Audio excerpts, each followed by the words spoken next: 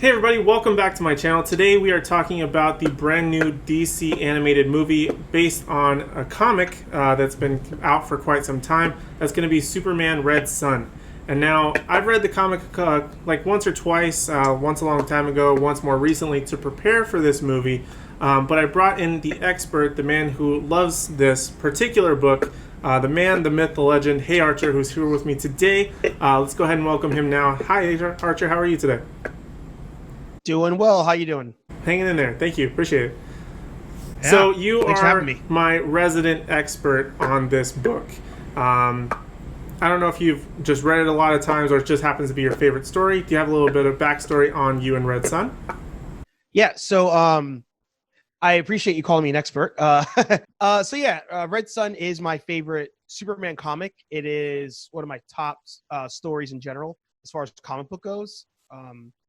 I think 'cause it's just so different, and the way I found it was actually Midtown Comics in New York City. I started going there, and that's where I was buying all my trades. And one of the workers there knew that I was kind of looking for different stories, like not just like your generic ones. And he was like, "Oh, you should check this one out. It's a like almost a what if story." And I was like, "Yeah, whatever. Seems interesting." And I kind of like just skimmed through pieces of it. And the second I saw Batman, I was like, "All right, I'll buy this." And I loved every minute of that book. I've read it maybe 2 or 3 times, but it's been a while since the last time I read it. So a lot of you in the comment section might get pissed off if I say something's different in the movie than the comic. It turns out it actually was like that in the comic. So I apologize in advance. But yeah, I'm a big fan of it, and I'm excited to talk about it and hear your review and thoughts on it. All right. Well, I appreciate it. Now, before we jump into my review, let's go ahead and remind everybody who's watching this video, that you actually just posted your own 2-minute review on your channel, which is now available, if I'm not wrong. So make sure you guys go and check out that if you want the spoiler-free edition. It's on HeyArcher's channel. It will be linked at the end of the video up in the corner. I never remember which corner to point at. It's going to be up there somewhere, as well as in the description, so you guys will be able to find it no matter what. Now, in terms of my thoughts, I watched it also earlier today, and I believe today was the digital release. So we both watched it on digital. It's not actually on physical for like 2 weeks or however the math works out. Now, I'm considering this our early review because we literally just watched it on digital release day. In terms of my exposure to the story, it was just on a list of must-read comics before you die type of thing. So I just was consuming as much content as I possibly could. So I had to read that one as it was part of the list. Now, Superman's never one of my top favorite superheroes, but I always do enjoy a good Superman story, especially when Batman's involved. You're always going to get me there. Now, Russian Batman I thought was something very interesting. We do get him in this movie. I would say very much reminiscent of the comic to my memory. It's been a while since I read it as well. A lot of things in this movie that happen, if memory serves, are very faithful to the book, which I'm very happy about because DC has been having an issue lately where they just decide to take a very well-known comic and then completely throw in some random things that don't matter. They did it with both The Killing Joke and with Hush, where they changed it. So this one was very faithful, but they did leave some things out. Was there anything in this particular movie that from the book you felt was not translated well, or you felt a certain addition, because I feel like it was slightly different in some way, that you felt benefited from this version? Oh wait, sorry. So wait, you said is there things that I thought benefited in the movie version as opposed to the comic? Was that the last part? Well, my question is like, there are some things that were left out from the book that are in Right. from there. Things that are left out in the cartoon that were in the book. Yeah. And then it feels Yeah, like yeah. they added a little bit of something, if memory serves, like a relationship Yeah. Superman has early on in the Yeah. very beginning of the movie and then kind of fizzles out, that they added into the cartoon. Do you feel like that was an added benefit to the movie? That's sort of, if that question makes sense. Gotcha. Yeah. Got you. So the main things that I guess I'll start with the negative first to end on a positive. The things I didn't like that they took out of the story. The first one was the biggest one to me was and I'll just jump right to it. The end. The end of this movie was not what the ending of the book was, in the sense that the book had this kind of end result where everybody thinks Superman is dead, and it does have the end result where you see Lois Lane see him, or Lois Luthor, and she's, she kind of sees that it's Clark, that he's still alive. Actually, wait, no, I don't remember. I know that, yeah, I think it does happen in the comic. And then you see how the world kind of evolves, how the Luthor lineage continues to kind of be a dominant figure and family in America, eventually in the world. And then it turns out that as time goes on, the people's names get shorter. The Luthor name kind of morphs a bit, and generations down the line, it turns out that the Luthors are the El family. So Kal-El being Superman and all of that. And Superman is still alive, I think, at the destruction of Krypton, if I remember at the end of the book. So that whole like kind of out of nowhere I liked in the book, and they took that out. The other major thing I didn't like, was in the book Stalin was still alive, and the angle that they kind of took with Superman as a character was, yes, he felt it was his job to protect everyone, to save the world, to make it perfect. And over time, he started to view people as lesser beings. And as like, at a certain point, he stops caring about saving people, because he's like, I'm a god and you guys are not. Like, I don't even know. There's one part too where he's even telling somebody, I don't even know why you're talking to me. Like, you're that, I'm this. I wish they kept that in the movie. But I did like that they made him care more about people, and the entire time he cared about people. Even though the methods weren't the best, he had best intentions in mind. So I did like that aspect of it. But the other thing I liked was, Batman was in it for a very short period of time. They didn't dive too much into it. So I didn't feel like that was played out or anything. And the fight was just very similar to Dark Knight Rises, or the Dark Knight. There's too many Dark Knights. Whichever the comic book was, but Dark Knight Returns. It was so similar to that that I wasn't like blown away. But I've seen that before in both comics, so I thought the fight still was pretty good. Yeah, I felt really disappointed because I felt like that end from the book was such a big twist that was the moment that I was waiting for, and they kind of completely disregarded it, and I felt kind of empty. Like, I felt like the ending was okay, but it felt kind of flat. If they would have just tossed in that ending, I felt like it would have been that much more. There's that, like I said, going back, there was that early relationship he had with this girl. I don't really remember her in any real aspect of the story from the original book, but she just seemed to be like this added relationship that kind of drives him to be that better person and things like that. Don't really remember her, and then he comes across her in like a camp of some kind where also it seems like Bruce Wayne's family was, or unknown Batman, Russian Batman. We don't even know if it's the Waynes at that point, if memory serves. Right. So I think that was kind of an interesting angle to it, to add just that little bit of flavor and have that reason why Batman wants to be vengeful against Superman. I thought that was a nice little added benefit. Like you said, the entire fight was basically Batman versus Superman / Dark Knight Returns, whatever you want to call it. It's basically the same fight almost every single time. But it's still a lot of fun to watch it. I think this was probably one of their better fights in recent animation, I guess. I think the last one probably was The Dark Knight Returns, if memory serves. But I don't really remember. I think that one even went pretty fast, kind of like Batman vs. Superman, where it was just like the mech suit, couple heavy blows between each one, and then it kind of just ended. This one felt like it had more purpose behind it, even though he used like the red sun lamps, and he was even able to use sort of Diana against him in the fight as like this reason why he shouldn't do it, because the lasso could kill her. He was like, she was under certain orders to kill herself if Superman got the upper hand. Just little things like that I thought were pretty cool.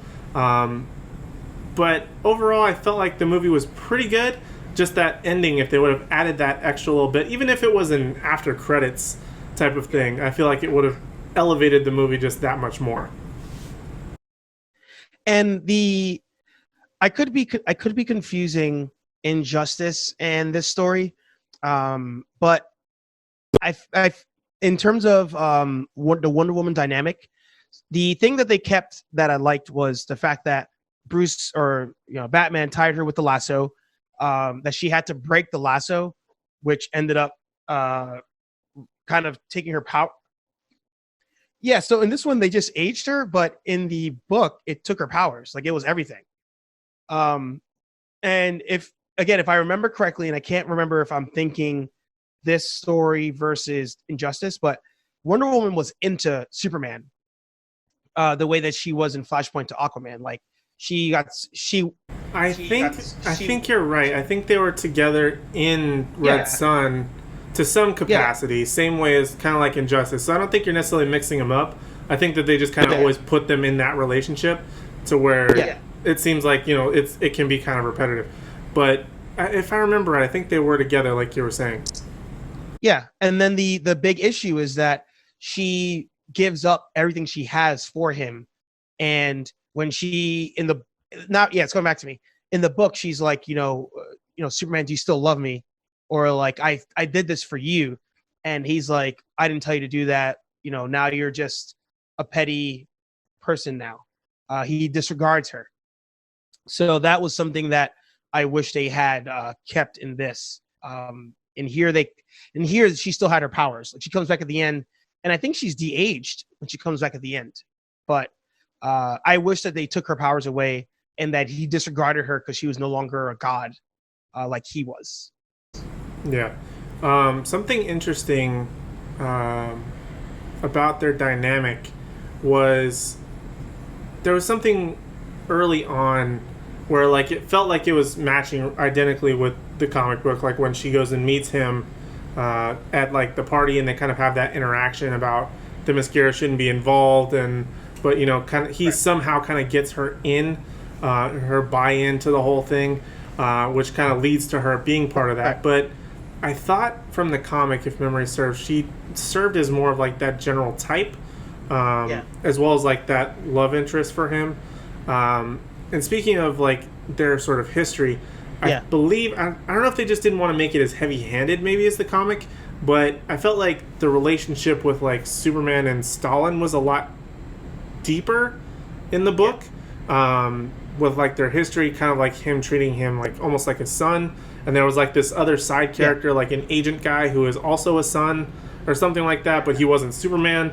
I think that little character dynamic and building was missing from this. I don't know if they, again, just were doing it to play less heavy-handed into the whole Russia-Stalin thing, just kind of take it away. But I feel like that little bit of looking into how he's treated and how he sort of is portrayed and how people sort of view him from just a normal person's standpoint, trying to come up through power, it kind of changed in the movie. Like, he just seemed, obviously he's a god of some kind to these normal people, but I feel like that was kind of missing to his sort of humility, and they put all of his humility, or like his wanting to be human, and his like sort of caring into the little city that gets drunk by Brainiac, which was in the comic, if memory serves. It's like his kind of like greatest failure, almost like a trophy, kind of, not trophy per se, but kind of like how Batman keeps the Robin suit sort of on display in the Batcave, kind of like his greatest failure type of thing. I feel like I wanted them to say it was his greatest failure, and that's why they kind of used it against him when they pulled it out. But little things like that, I feel like they changed from the movie and the book, that probably could have been a little bit more beneficial. No, and you're right, because I think that dynamic was Stalin's son that ended up becoming like a general or whatever, and you're right, Stalin was viewing Superman as his own son, and eventually it's Stalin's son that's helping Batman plan the attack against him. So you're right, like that whole part of it, that father-son dynamic, because that's the thing, Superman always has a father-son dynamic, whether it's actual Jonathan Kent, whether it's his father Jor-El, He always needs that almost Alfred to him. And in this story, Stalin was that character. And by not having Stalin there, by him killing him off, and by not even having the son there to have that back and forth between his actual son and him versus the adopted son and him, like, you're right. A lot of that heart, which I like to reference a lot, was missing because they took that whole concept out. Yeah, for sure. I feel like the heart, like you've actually said a couple times in your recent stuff, was kind of not necessarily missing because I felt like it was there. I feel like they tried to replace it in certain ways that it did kind of lose the story a little bit. Not that it was bad, but I feel like it just it wasn't fully what the comic was and have that full emotional weight behind a lot of what was going on. Agreed. Definitely agree on that.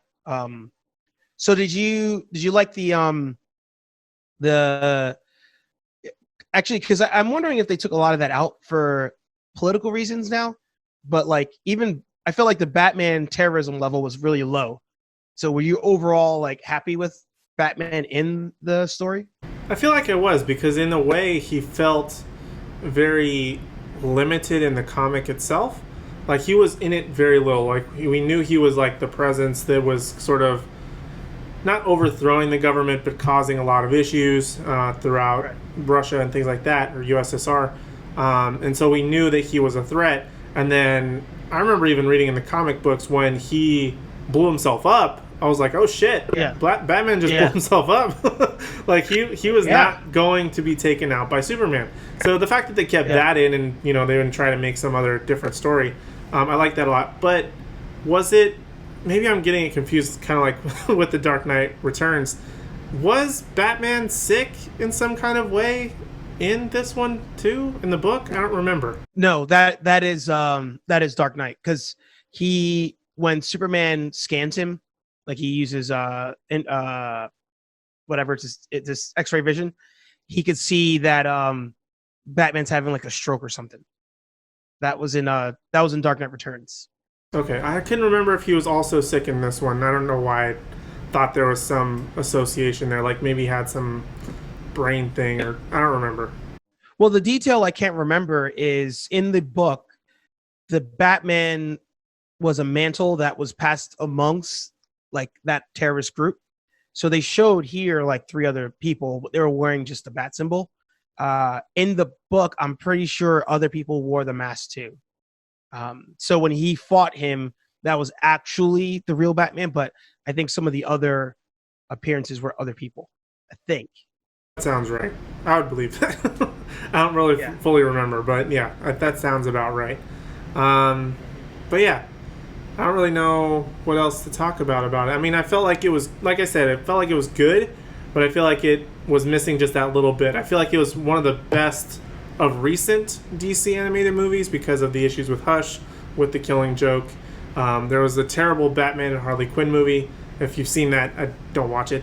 There was a couple that were pretty big misfires in a lot of ways, or left people kind of up in arms. This one, I feel like they did a good job with it, but because it didn't fully match the book in particular areas, I felt like it just put it slightly to a downfall. But it was better than the other ones, if that makes any kind of sense. Well, and that's where I was saying in my review that it's a lose-lose if you're DC, because you have the fans that want the exact copy, and then you have people who are like, well, I'm willing to take something different. So you're going to piss people off regardless. So I give them credit. Like you said, this was the best of the recent adaptations. The only other one that was like a really good adaptation was The Dark Knight Returns. Under the Red Hood was like not really good. Hush, like you said, terrible. But I think this kind of leads to the next movie coming out. Which, did you watch the trailer for the next thing that's coming out? Did you see that? No, I missed it. I totally forgot to watch it. So if you get a chance, wait, I guess before I jump into that, was there any other points you wanted to talk about on this movie? Yes, one more thing. And I guess... Oh, okay, go ahead. No, I just remembered while you were talking, but if you want to go ahead and jump into the other thing. No, go for it. Okay, So the other thing that I wanted to jump into very quickly before we moved on was Green Lantern and how that whole thing was handled for the Green Lantern, essentially Corps turned into army for Luthor to go fight Superman. I kind of liked it. I felt like they used multiple of the Green Lanterns. I don't remember if that happened in the comics where it was... Yeah, because it was Hal Jordan that was essentially like the captain of them, right? And then in this one, I think Guy Gardner was there, present during the whole thing. And they didn't name drop him, but I'm pretty sure one of the other ones was Jon Stewart. Not 1,000%. Did they name drop him? No, but he's the only black guy. Okay, so we'll go with that. But I mean, I was pretty confident, even though they didn't actually name drop him, that it was Jon Stewart. But they pretty much used all their Green Lanterns, or at least the major player Green Lanterns throughout history, kind of in that one scene. But I did kind of like their fight. I wasn't too mad at it in terms of like their interaction. I don't remember it being as in depth in the book for their sort of confrontation with the Green Lanterns. I felt like they were just sort of on their way to Russia for the most part in the book. This one, at least, they had a confrontation. And then a thought occurred to me when I was watching that fight that if they were able to, and it's never occurred to me, any Green Lantern fighting Superman of any kind, if they were able to have the willpower to turn their ring into essentially anything, has they ever thought of trying to use it to will and some type of kryptonite to use against Superman if they ever knew it existed? I never thought about that until they were like using different weapons, and then if they figured out some way to do that, I don't know why that random thought popped into my head while I was watching it, but their overall fight I thought was actually pretty good. No, I mean, I think everybody thinks that when you see Green Lantern in general, because you're like, I think because what happens is we look at it and we're like, all right, well, it's green, so obviously they must be able to just turn it into kryptonite. But I think there's too much more to it than that. But I agree with you for sure. That's the first thought most people have. And yeah, I thought the fight was pretty cool too. I'm trying to find now, like online, the actual that part of the book, and I can't. But even now, it's like, yeah, it was only him. It was only Hal Jordan. It wasn't the whole Green Lantern Corps. As I look at it now. And did they have like a blimp or something too in the book? Because I thought that the one that they showed when they first like got to the Green Lantern sort of area and they walking through with like the president and Lex Luthor's there with Hal Jordan, it looked kind of blimpish, but it just also looked like a turn on its side rocket, like old school, like stereotypic rocket style. But I couldn't remember if there was a blimp in the book.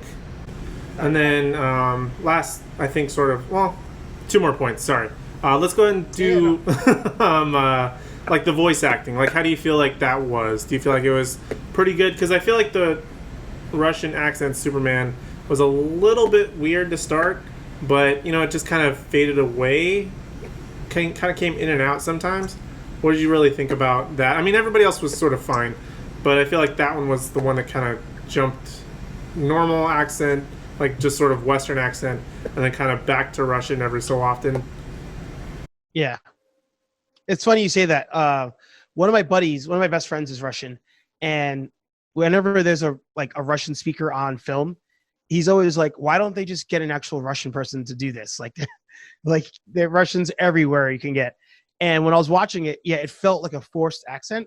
Like you said, it was kind of off every so often, but if it turns out that actually was a Russian guy, then I apologize. But to me, No, I think the guy who did his voice acting was... Do you know have you ever watched the Harry Potter series? No, but I know some of the actors in it. His name is Jason Isaacs, so I think he was the dad of Draco Malfoy in those movies. I don't know what else he's been in. I'm sure something else will come to mind later. Or any Jason Isaacs fans can comment down below what else he's been in. I'm not going to look it up right now. That's what I know from. Yeah. So that's pretty much that.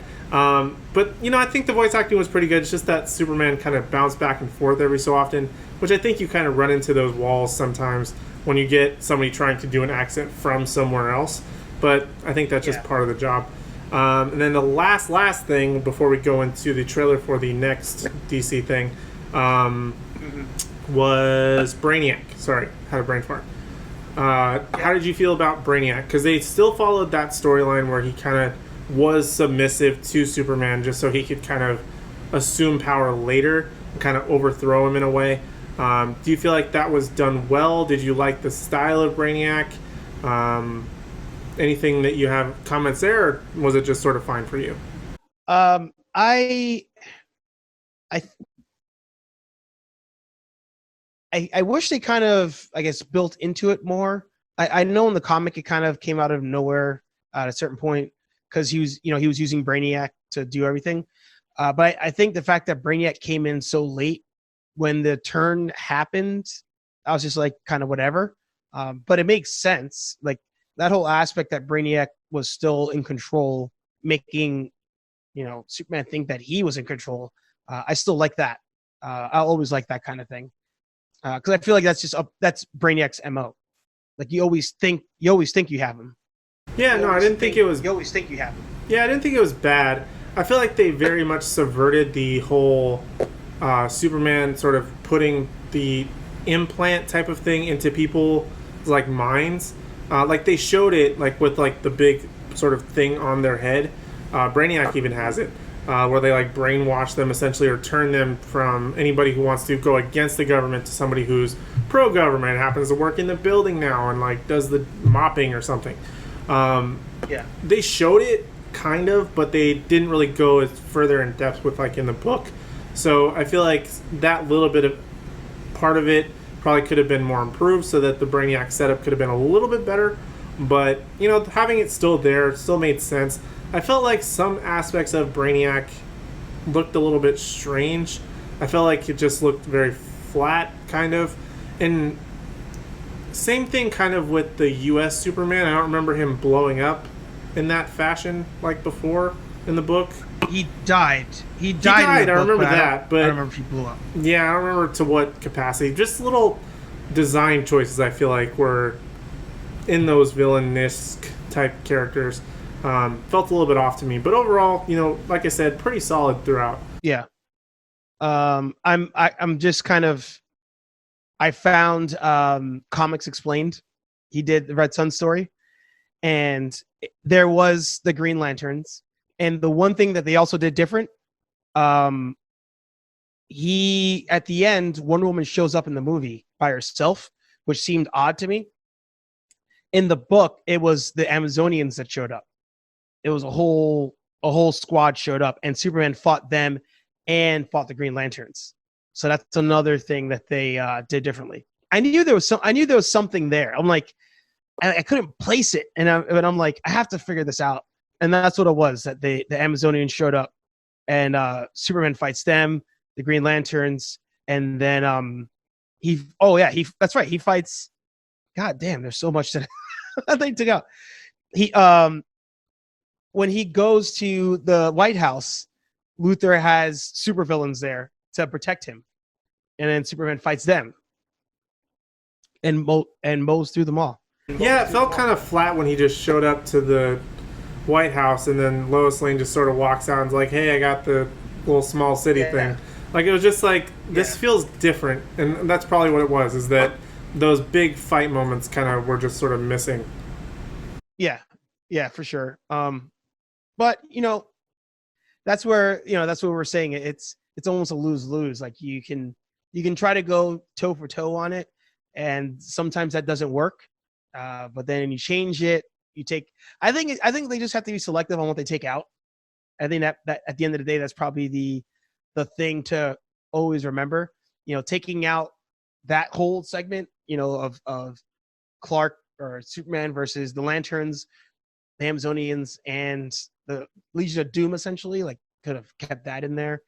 And then, like you pointed out, the father-son dynamic with the other guy definitely should have been left in there. But okay, let me ask you one question. I know I keep putting off the next thing, but if you had to say to somebody watching this video or even your 2-minute review, would you recommend renting this, buying it, or just sort of if it goes on the DC app, who knows when? Just wait then, or how would you recommend someone watch this? If you don't have the DC app, then rent it once it's available for rent. I believe the digital versions are available for rent when the physical release comes out. So if you don't have the DC app, rent it. If you do have the DC app, hold tight until it shows up there. It should arrive sooner than later. The only movie that had a real big delay was the Ninja Turtle movie, which is still not there. And I think that's because Nickelodeon owns that. But I think the other movies showed up within like a month on the app, if I remember. So if you are on the fence about it, I'd wait for either the rental or the app. But if you're a fan of the story, you know, you got $20 knocking around, just watch it. Why not? Okay, cool. Good to know. Okay, so now let's move on to the thing that I missed, and I'm going to need your explainer on this one. What was the trailer? Because I always forget that they put a trailer in there. I just, for whatever reason, missed it. Yeah, so they didn't. I was going to say spoiler alert, but at this point, you've been spoiled, you watchers. Yeah. So at the end of the movie, there is no post-credit scene. This is one of the first DC animated movies that they didn't have that. But there is a preview for the next movie. They always do that.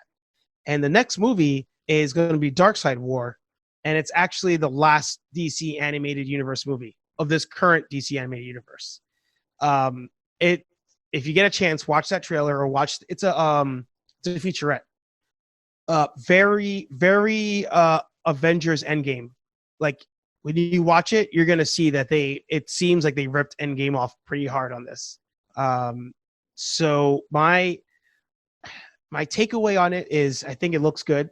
I'm not gonna take that away from it, but I think if you watchers out there, if you are a fan of these DC movies, and it's gonna kind of contradict what I said before, but if you're a fan of these DC movies or any franchise in general, try to support it in any way you can, whether it's renting it or buying it or subscribing to the app, because the fact that they're ending the DC animated universe with one last movie, to me is kind of a shame. But I think it's at this point you might as well just do it and reboot the whole thing. I just don't want them to retell the same stories over and over again. But this one coming up is Darkseid War. And they even say that one of the directors, because I think there's 2 directors or 2 producers or something like that, they even say we wrote this movie to not have a sequel or to not have a continuation. Take that how you will. But so yeah, if you get a chance, check out that featurette for sure. But my biggest takeaway is support things that you like, because if you don't give money to them, and this is not me plugging our channels here necessarily, but support the things you like, because by giving money to it, that's how you get more of it. And by this being the last DC movie coming out in this universe, it's kind of a sad thing, but the movie looks dope. I got to say that.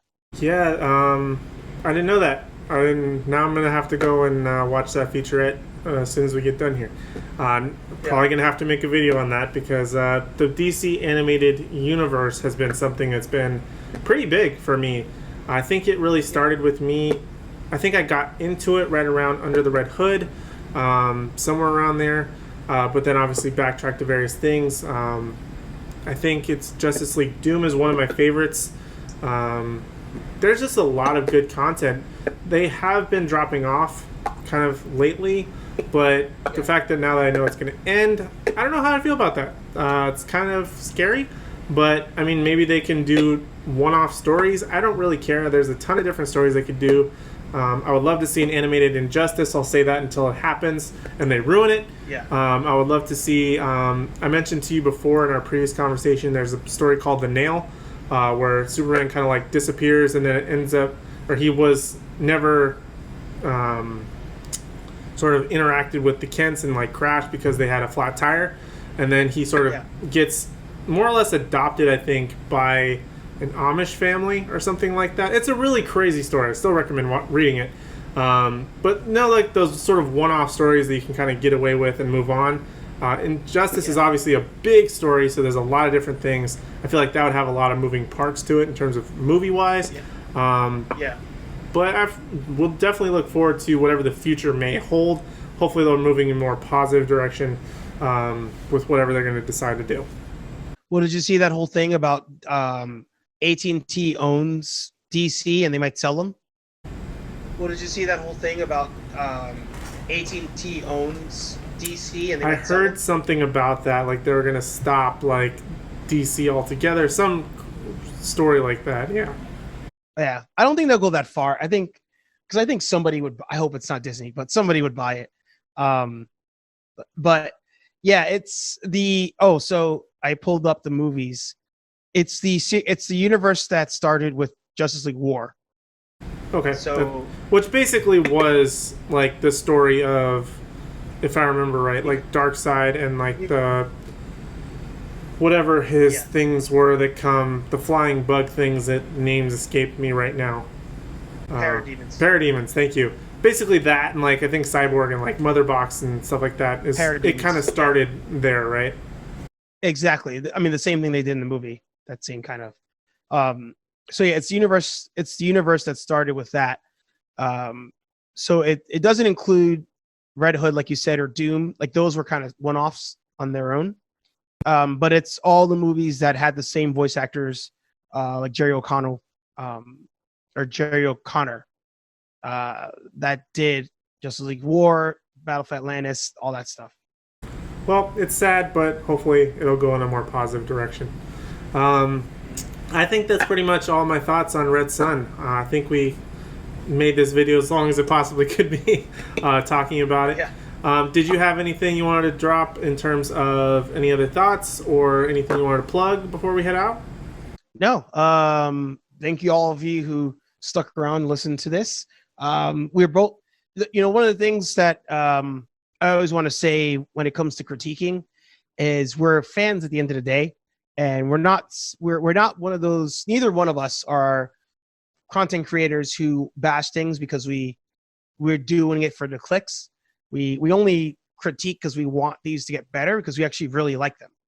So, even in this with the Red Sun, good story. We wish it took more from the book, but that's only because we want it to get better and we want it to get bigger so we get more of it. So aside from plugging HeyArcher as a channel, go check it out.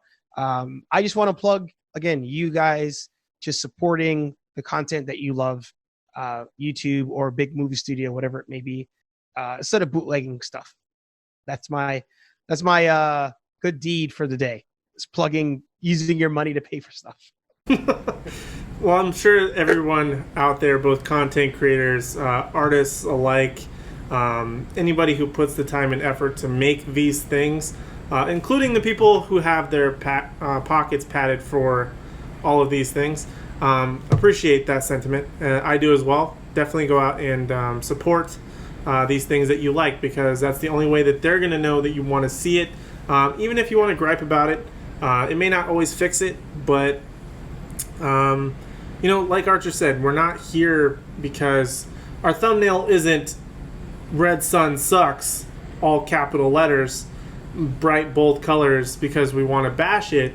We're giving it more of that constructive criticism. We're not trying to say it's terrible, but we're saying it could have been better if, sort of type of thing.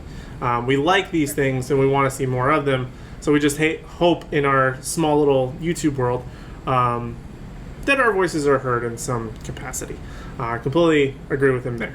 But yeah, in terms of what I want to plug, always HeyArcher. Always want to plug him. His channel, his website, his podcast. He's a jack of all trades, if you will.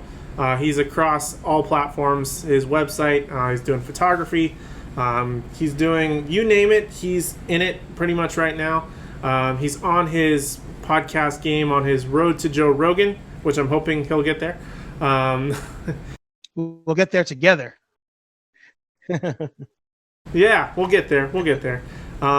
Just a ton of different great things that he's doing over there. Highly recommend checking out.